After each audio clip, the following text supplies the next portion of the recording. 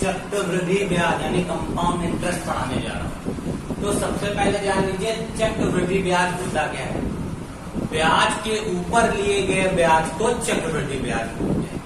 यानी किसी से आप कुछ रुपए उधार लीजिए, बदले में उसे कुछ आपको इंटरेस्ट देना पड़ता है, तो कुछ आप इंटरेस्ट देते हैं। अगर आप किसी मंथ में उस इंटरेस्ट को नहीं दे पाते हैं तो व्यक्ति क्या कर देता है, उस इंटरेस्ट के ऊपर इंटरेस्ट लगा देता है, जिसको हम लोग क्या बोलते हैं, चक्रवृद्धि ब्याज। यानी ब्याज के ऊपर लिए गए ब्याज को चक्रवृद्धि ब्याज बोलते हैं। अब देखिए इसके बेसिकली फॉर्मूले होते हैं, तो मैं आपको बता दूं कि सबसे पहला फॉर्मूला इसका जो होता है वो होता है A is equal to P into 1 plus R upon 100 की पावर n, जहां पे A होता है हमारा मिश्र धन, इसको इंग्लिश में बोलते हैं अमाउंट। ये होता है हमारा मिश्र धन, ठीक।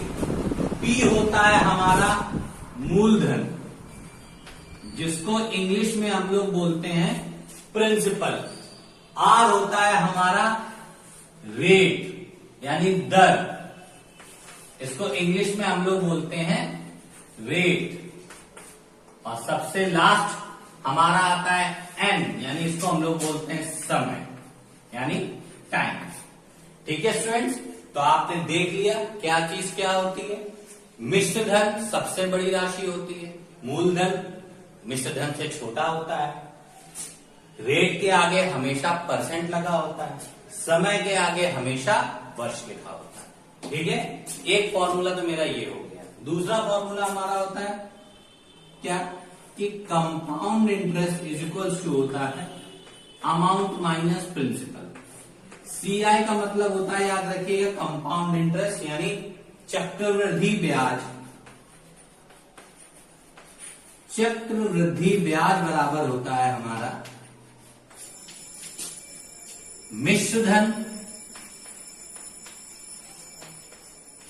माइनस मूल। ठीक है, चक्रवृद्धि ब्याज वो होता है जिसमें मिश्र धन माइनस मूलधन होता है। ठीक, अब इसका एक फॉर्मूला और होता है, वो मैं बता दूं कैसे आता है। देखिए कंपाउंड इंटरेस्ट को आप एज इट इज लिखिए, अमाउंट की जगह आप इस वैल्यू को लिख दीजिए, क्या है मेरी P 1 प्लस R अपॉन 100 की पावर n माइनस का T। ठीक है, देखिए मैंने A की जगह पे ये वैल्यू रख दी। क्यों रख दी, क्योंकि A का मान ये होता है, माइनस का साइन एज इट इज लगाया, P इधर लिख दिया। अब देखिए इस इक्वेशन से पूरी, इससे अगर हम P कॉमन ले लेते हैं तो बचेगा मेरा क्या, बड़ा ब्रैकेट ऑन कर लीजिए क्योंकि ये डिजिट पहले से ही ब्रैकेट में लिखी है, 1 प्लस R अपॉन 100 की पावर n माइनस 1। तो ये कंपाउंड इंटरेस्ट का एक और फॉर्मूला होता है। तो स्टूडेंट्स बेसिकली आपका पहला, दूसरा और ये तीन फॉर्मूले हैं जो इस एक्सरसाइज में यूज होने। तो मैंने आपको सब चीजें बता दी है। हर फॉर्मूलों में P का मतलब प्रिंसिपल ही होगा, N का मतलब समय ही होता है, R का मतलब रेट ही होता है। तो हर फॉर्मूलों में वैल्यू चेंज नहीं होती। और याद रखने वाली बात क्या होती है इस पूरे चैप्टर में, कि मिश्र धन जो होता है वो सबसे बड़ी राशि होती है। पर क्यों होती है, क्योंकि उसमें ब्याज जुड़ा होता है मूलधन के साथ साथ। मिश्र धन वो राशि होती है जिसमें मूलधन, जैसे हमने किसी को 200 रुपए उधार दिए, बदले में उससे 210 रुपए लिए, तो 210 मेरा क्या हो गया, मिश्र धन। क्यों, 200 रुपए तो हमने उधार दिए थे, वो तो हमको वापस मिले, और 10 रुपए मैंने उसमें क्या लिया, इंटरेस्ट। तो टोटल रुपए कितने हो गए, 210। तो ये मेरा 210 क्या बन गया, मिश्र धन, क्योंकि इसमें ब्याज जुड़ा होता है। तो स्टूडेंट ये मैंने एक पूरा फॉर्मूला आपको समझाया है। अब मैं आपको इसके सम्स बताऊंगा कि कैसे सम्स को सॉल्व करते हैं। देखिए मैं ऊपर मैंने सम्स लिख रखा है, मैं इसको रफ कर रहा हूं पूरा, और आपको अब बताने जा रहे हैं कि कैसे इसको करते हैं। देखिए ध्यान, टिप मूलधन 500 रुपए दिया है, दर 6% लिखी है, समय 3 वर्ष दिया है। इस पे हमको ज्ञात करना है चक्रवृद्धि ब्याज और मिश्र धन। 2 चीजें हमको इसमें ज्ञात करनी है।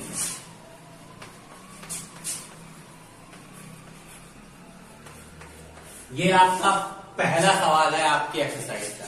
तो देखिए, मूलधन 5000, दर 6%, समय 3 वर्ष, चक्रवृद्धि ब्याज और मिश्र धन ज्ञात कीजिए। सबसे पहले हम मिश्र धन निकाल लेंगे, क्योंकि चक्रवृद्धि ब्याज तभी निकलता है जब हमको मिश्र धन पता हो, क्योंकि चक्रवृद्धि ब्याज का फॉर्मूला होता है मिश्र धन माइनस मूलधन। तो जब तक हमको मिश्र धन नहीं पता होगा तब तक हम चक्रवृद्धि ब्याज नहीं निकाल सकते। तो सबसे पहले मिश्र धन निकालिए। मिश्र धन को क्या बोलते हैं इंग्लिश में हम लोग? अमाउंट। तो amount is equal to formula क्या होता है मेरा? P1 plus R upon 100 whole power n। तो देखिए, प्रिंसिपल की जगह मैंने लिखा 5000, रेट की जगह मैंने लिखा 6 यानी दर बटे 100 दी हुई थी, समय हमारा है 3। अब आप सोचेंगे सर इसमें परसेंट लगा है, आपने यहां केवल 6 लिख दिया। याद रखिए, इस परसेंट को हटाते हैं तो अपॉन में 100 आ जाता है। इस सवाल में पहले से ही अपॉन में 100 दिया होता है, इसीलिए परसेंट के साइन के बगैर डिजिट को नोट डाउन करते हैं। आप लोग याद रखिएगा, क्योंकि इस परसेंट को हटा के ही सवाल में बटे में 100 दे दिया जाता है और कहा जाता है कि परसेंट के अलावा डिजिट को नोट करिए। तो परसेंट के अलावा मेरे पास 6 थी, इसलिए मैंने 6 लिख दिया। ये चीज समझ में आ गई आप लोगों को? कोई दिक्कत तो नहीं? अब देखिए, 5000 मैंने ऐसे लिखा, 1 प्लस 6 अपॉन 100 होल पावर 3। अब देखिए इसको काटेंगे, 2 3 जा 6, 2 5 जा 10। देखिए मेरा कितना आ गया? 5000 1 प्लस 3 अपॉन 50 होल पावर 3। ठीक है, अब देखिए इसको मैं यहां करने जा रहा हूं सम्स को। हमारा अमाउंट इज इक्वल्स टू आ रहा है 5000 1 प्लस 3 अपॉन 50 होल पावर 3। अब इसको सॉल्व कैसे करेंगे? सॉल्व करने के लिए इसके अपॉन में कुछ नहीं है, अपॉन में 1 लेट कर लेंगे। 5000 मैंने एज इट इज लिखा, यहां मेरा 50 एलसीएम आया, 1 का 50 में डिवाइड किया 50 आया और 50 का 1 से मल्टीप्लाई कर दिया तो 50 प्लस 50 का 50 में डिवाइड किया 1 आया, 1 का 3 में मल्टीप्लाई किया तो 3 होल पावर 3। तो 5000 53 अपॉन 50 होल की पावर 3। ठीक है, अब देखिए 53 अपॉन 50 हो गया। अब इसको 3 टाइम्स ओपन कर दीजिए। 5000 इंटू 53 अपॉन 50, 53 अपॉन 50, 53 अपॉन 50। देखिए मैंने ओपन कर दिया। अब अगर कोई डिजिट कटती है ऊपर नीचे में तो काट दीजिए। ये 0 से ये 0 कट, ये 0 से ये 0 कट, ये 0 से ये 0 कट। मेरे पास बचा क्या? 5 5 1 जा 5, 5 1 जा 5, ये भी कट। तो मेरे पास अब डिजिट क्या बची? 53 इंटू 53 इंटू 53 अपॉन 5 इंटू 5। अब देखिए मैं इस सम्स को कैलकुलेशन करके आपको 2-3 सम पूरी कैलकुलेशन करके दिखाऊंगा, बट इसके बाद मैं आपको मल्टीप्लीकेशन और डिवाइड डायरेक्ट हम लोग करेंगे, क्योंकि आप लोगों को आता है, पर हम फिर भी एक फर्स्ट टाइम बता रहे हैं इसलिए मल्टीप्लाई करके दिखा दे रहे हैं। 53 इंटू 53 कीजिए, देखिए रफ में करिए। 53 इंटू 53 किया, 3 3 जा 9, 3 5 जा 15, 5 3 जा 15, 5 5 जा 25, 1 26। तो 9 5 5 10 8 2। तो देखिए 53 इंटू 53 किया तो हमारा आया 2809। अब 2809 में एक बार 53 और है, तो जब उससे मल्टीप्लाई करेंगे तो 9 3 जा 27, 3 8 जा 24, कैरी 2, 3 2 जा 6 2 8, 5 9 जा 45, 5 8 जा 40, कैरी 4, 5 2 जा 10 4 14, 7 5 2 7, 4 4 8 8 1 4। तो क्या आ गया 14887। इसका मल्टीप्लाई मैंने किया तो मेरे पास डिजिट क्या आई 14887। 14887 एक बार क्रॉस चेक कर लीजिए सही है कि नहीं। 14887 बिल्कुल ठीक। अपॉन में 25। अब 25 का इसमें डिवाइड करिए, तो मैं डिवीजन यहां आपको साफ साफ करके दिखा रहा हूं। 25 डिवाइडेड बाय 14887, तो 25 5 जा 125, बचा हमारा 3, यहां बचा 2, नोट डाउन किया हमने 8, 25 8 जा नॉट 25 9 जा चला जाएगा 9 टाइम 225, 9 टाइम चला गया तो 225 आ गया।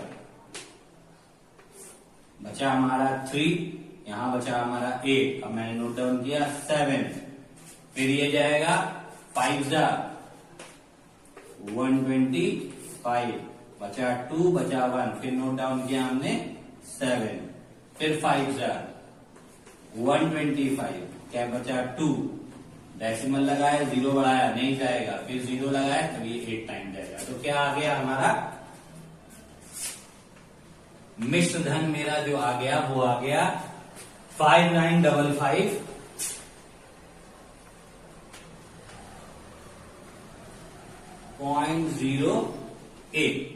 5955.08 ये हमारा मिश्र धन आ गया। देखिए उधार आपने लिया था 5000 रुपए और आपने उसको मिश्र धन के अमाउंट में वापस कितना किया 5955.08, यानी आपका जो अमाउंट आ गया वो आ गया 5955.08। ये आ गया आपका मिश्र धन। ठीक है, अब पूछ रहा था चक्रवृद्धि ब्याज यानी कंपाउंड इंटरेस्ट। तो कंपाउंड इंटरेस्ट इक्वल टू क्या होता है अमाउंट माइनस प्रिंसिपल। अमाउंट कितना आ गया मेरा ये 5955.08 और प्रिंसिपल मेरा क्या था 5000। ठीक है, तो सब्ट्रैक्ट जब इसको करेंगे तो 955.08 ये आपका क्या हो जाएगा आंसर। सब्ट्रैक्शन एक बार क्रॉस चेक कर लीजिए 5955.08। अब देखिए यहां पे डेसिमल की डिजिट तो है नहीं, तो 5000 मैंने ऐसे लिखा, डेसिमल पीछे लगाया, डबल 0 बढ़ा दिया, सब्ट्रैक्ट किया 08 आया 559। तो देखिए 955.08। तो कंपाउंड इंटरेस्ट कितना आ गया, यानी आपको 5000 रुपए देने के बाद कितना ब्याज देना पड़ा है वो है 955 रुपए 8 पैसे। ठीक है, तो ये आप पूरे सम को नोट कर लीजिए। अभी तो हम आपको कैलकुलेशन करके दिखा रहे हैं, एक सम में और दिखाएंगे आगे से। मैं आपको सीधे मल्टीप्लाई करूंगा क्योंकि आप लोग बड़े क्लास में हो, आप लोगों को आता है। इस सम को नोट कर लीजिए और सम बिल्कुल इजी होते हैं, इसमें कुछ टफ कुछ होता नहीं है। और अब मैं इसी टाइप का नेक्स्ट सम आपको बताने जा रहा हूं।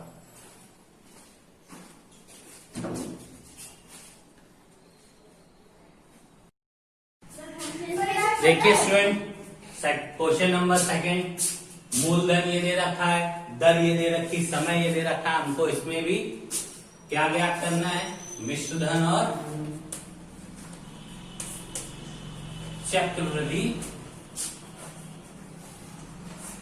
ब्याज। तो हम लोग एक ही फॉर्मूले को अप्लाई करते हैं, वो होता है A is equals to P 1 plus R upon 100 की पावर n, जहां A मिश्रधन, P मूलधन, n समय और दर रेट।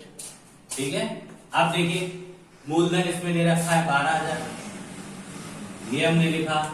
1 प्लस रेट दे रखा है, देखिए इसके मिक्स फ्रैक्शन में दे रखा है, इसको फ्रैक्शन में चेंज कर दिया। 6 को 24 और 1 25, 25/4 और ये जो 100 पहले से बटे में था इसलिए 100 यहाँ गुणे में आ जाएगा। और n समय दे रखा है 4 वर्ष, तो ऊपर पावर 4 लगाएगा। क्वेश्चन आपसे ये होता है हमसे पूछने के लिए कि सर यहाँ परसेंट लगा हुआ है, आपने यहाँ परसेंट क्यों नहीं लगाया? तो परसेंट का मतलब होता है अपॉन में 100, तो सम फॉर्मूले में पहले से ही अपॉन में 100 दे रखा था, इसीलिए हमने इसमें परसेंट के साइन को नहीं लिया, हमने केवल 6 होल 1/4 डिजिट को ही कंसीडर किया है। अब देखिए इसको सॉल्व कैसे करते हैं। 12,000 ऐसे ही लिखा, अगर डिजिट कट जाए तो काट दीजिए, ये देखिए मैंने काट दिया। 1/1 4 4 16 और होल पावर ये आपकी आ गई कितनी 4। अब देखिए 12,000 को मैंने एज इट इज लिखा। अब ये सॉल्व कैसे होगा, इसके अपॉन में 1 मानिए, 16 आपका एलसीएम आ गया, तो 16 प्लस 1 इंटू होल की पावर 4। अब आप पूछेंगे सर 16 कैसे आया, वही बात, इन दोनों का एलसीएम लिया, 16 1 का 16 में डिवाइड किया, 16 का 1 में मल्टीप्लाई किया, 16 का 16 में डिवाइड किया, 1 इंटू 1। अब देखिए 12,000 को as it is note down करिए, 16 प्लस 1 17 अपॉन 16 होल पावर कितनी 4। अब देखिए अब डिजिट को एक्सपेंड कर दीजिए, 17 upon 16, 17 upon 16, 17 upon 16 into 17 upon 16। अब आप लोग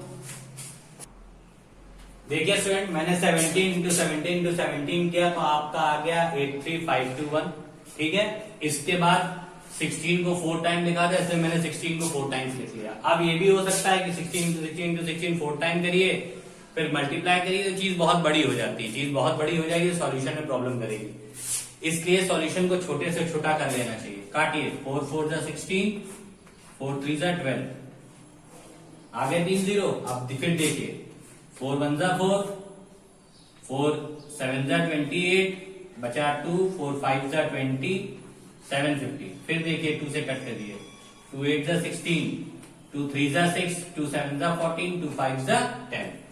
तो आपकी डिजिट क्या आ गई, देखिए 375 इंटू 8 3 5 2 1 अपॉन में क्या बचा 8 इंटू 16 इंटू 16। देखिए मैं इस डिजिट को यहां करूंगा सम, इससे आपको इजीली चीज समझ में आ जाए। हमारी डिजिट है, देखिए ये सब आप लोग अपने मन में मल्टीप्लाई स्टार्ट करिए, 375 इंटू 83521 अपॉन 8 इंटू 16 इंटू 16। चलिए आप बताइए ऊपर वाले डिजिट का जब मल्टीप्लाई करेंगे तो डिजिट क्या आएगी, और इसको और छोटा करना हो तो एक चीज और कर सकते हैं, 375 इंटू 83521 अपॉन 8 इंटू 16 क्या होता है 256। अब देखिए ऊपर वाली डिजिट्स को सबको आपस में जब मल्टीप्लाई करेंगे तो आपकी डिजिट आएगी, आपकी डिजिट आती है 5। देखिए स्टूडेंट, मैंने इसका और इसका जब आपस में मल्टीप्लाई किया तो मेरी डिजिट आई 31320375, और इसका और इसका जब आपस में मल्टीप्लाई किया तो डिजिट आई मेरी 2048। इन दोनों का जब आपस में डिवाइड किया तो हमारा आया 1529 3.15। तो ये हमारा मिश्र धन हो गया। इसको हम लोग किस नाम से जानते हैं, अमाउंट के नाम से। अमाउंट आपका कितना आ गया 15.293.15, ठीक है। तो ये अमाउंट आ गया। देखिए हमको सवाल चेक करना है मेरा सही है कि नहीं। तो हमेशा हमने आपको बताया था मिश्रधन जो होता है मूलधन से बड़ा होता है। मिश्रधन 12,000 है, मूलधन हमारा ये है, तो इसका मतलब ये सवाल सही है। अब आपको हमको निकालना है कंपाउंड इंटरेस्ट। तो कंपाउंड इंटरेस्ट कैसे निकालते हैं? तो कंपाउंड इंटरेस्ट निकालने के लिए हम क्या कर रहे हैं कि ऊपर के सम्स को थोड़ा सा मिटा दे रहे हैं जिससे आप इजीली इसको समझ पाए। देखिए compound interest is equals to हमारा फॉर्मूला होता है अमाउंट माइनस प्रिंसिपल। देखिए हमारा अमाउंट क्या है, मेरा 15293.15 माइनस 12,000। इनका सब्ट्रैक्शन आप लोग करिए और हमें बताइए इसका सब्ट्रैक्शन क्या आएगा। तब तक हम भी रफ में कर रहे हैं।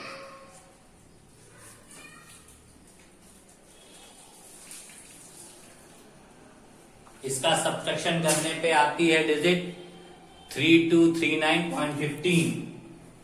3239.15 तो यही आपका कंपाउंड इंटरेस्ट हो गया। तो आपका आंसर ये आया और अमाउंट आपका ये आया। तो बेसिकली इस सम में कुछ होता नहीं है, केवल आप लोगों को मल्टीप्लाई करना होता है। तो आज तो मैंने आपको मल्टीप्लाई काफी बड़े बड़े थे जिसको मैंने सॉल्व किया है, बट कल से आप लोगों को मैं पूरा सम्स करके दूंगा और केवल करे हुए सम्स में समझाएंगे और इसमें कुछ नहीं करना होता। तो स्टूडेंट इन दोनों सम्स को आप कर लीजिएगा और आज स्टार्टिंग की है इसलिए चैप्टर थोड़ा सा स्लो है। इसके बाद कल से आगे के सवाल सारे बताऊंगा। अगर आपको कुछ समझ में ना आया तो आप पूछ लीजिएगा व्हाट्सएप पे, अदरवाइज पर्सनल कॉल करिए। Thank you and